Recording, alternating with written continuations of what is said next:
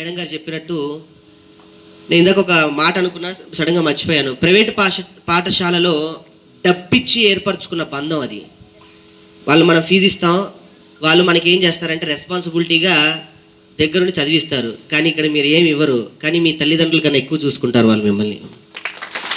వాళ్ళ పిల్లల కన్నా ఎక్కువ ప్రేమిస్తారు మిమ్మల్ని. నేను కూడా మీలాగానే 10th క్లాస్ వరకు గవర్నమెంట్ స్కూల్లో చదువుకున్నాను. సో నాకు తెలుసు ఈ సాధక బాధకాలు ఎలా ఉంటాయో. సో ఇటువంటి వ్యక్తులే ఎక్కడికైనా పోగలరు, ఏదైనా సాధించగలరు. సో కాబట్టి మీ అందరికీ ఏంటంటే నా అటువంటి వాళ్ళు ఒక ఇన్స్పిరేషన్గా ఉండాలి. సో ఇక్కడ చదువుకొని నేను ఆర్ఈసీలో బీటెక్ చేసి అట్నుంచి ఆస్ట్రేలియా వెళ్ళి అక్కడ సెట్ అయ్యాను. సో మీరందరూ కూడా సాధించగలిగితే ఏదైనా సాధించవచ్చు. Where there is a will there is a way, ఇది ఇంగ్లీష్ విజ్డము. దానికి మీకు తెలుగులో ఏంటంటే మనసుంటే మార్గాలు ఎన్నో ఉంటాయి. వినవా ఒక్కసారి ప్లీజ్. మన చదువుతో పాటు మన పుస్తకాల్లో ఏమి రాసుందో పాటు దాన్ని గుర్తుపెట్టుకొని యాస్టీస్ దాని మీదే పేపర్ మీద దిద్దాలి అనేది కాకుండా మిగతా విషయాలు కూడా ఎక్కువ నేర్చుకోవడానికి స్టార్ట్ చేయండి. ఎక్కువ విషయాల్ని టీచర్స్తో మాట్లాడండి, ఎక్కువ విషయాల్ని అడిగి తెలుసుకోండి.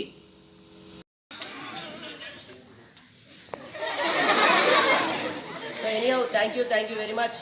మళ్ళీ ఎప్పుడైనా ఈ ఊరు వచ్చి మా జబర్దస్త్ టీం అందరితో సరదాగా మీ అందరినీ కడుపుబ్బా నవ్వించి మళ్ళీ డెఫినెట్గా ఏ అవసరం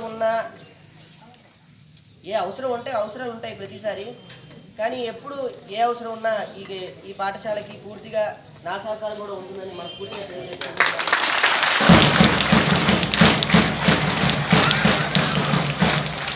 ఇక్కడ మాట్లాడితే అక్కడ ఎట్టిన పడిందిరా మీకు. So thank you very much. మీరు ఇలానే నవ్వుతూ ఉండండి. పిల్లలంటే నవ్వడం నాకు బాగా నచ్చేది. పిల్లల్లో నవ్వు మాత్రమే, ఎప్పుడు మనం బాధపడాల్సిన అవసరం లేదు. ఎందుకంటే మనకి కావాల్సింది ఎప్పుడు మనకు వస్తూనే ఉంటుంది. మన పని ఏంటంటే బాగా చదువుకోవడం, మన తల్లిదండ్రులకు మంచి పేరు తీసుకురావడం.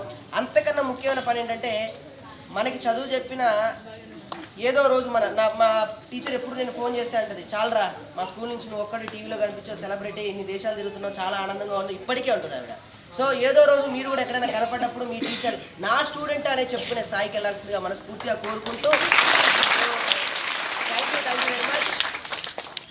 మైక్ లేదు కాబట్టి ఇంకా నవ్వడానికి మనకి సమయం లేదు. అఫ్రీన్ ఉంటాం మరి. Thank you very much.